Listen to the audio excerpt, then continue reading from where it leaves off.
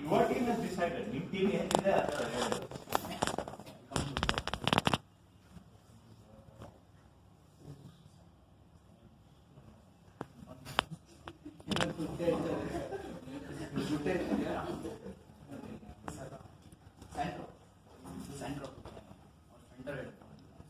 First ಬಂದು 14 ನಿಮಿಷ tyre ಬರುತ್ತೆ, ABS ಇರುತ್ತೆ, 2 ಪ್ಲಸ್ ಟೈರ್ ಇರುತ್ತೆ.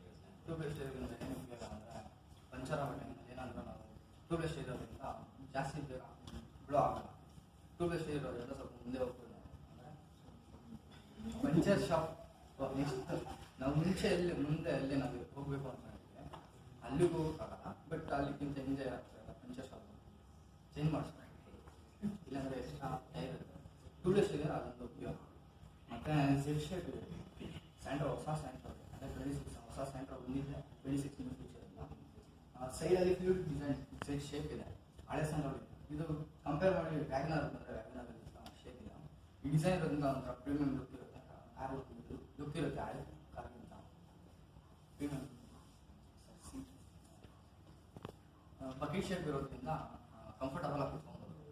ಸ್ಯಾಂಟ್ರೋಗೆ ನೇಮ್ ಬಂದು ಪ್ರಾಬ್ಲಮ್ ಅಂತ ಇದೆ. ಯಾಕಂದರೆ head room, shoulder room, leg room ನಾವು ಫ್ರೀಯಾಗಿ ಕುತ್ಕೊಬೋದು. ರೇರ್ AC ಯೂನಿಟ್ ಇರುತ್ತೆ.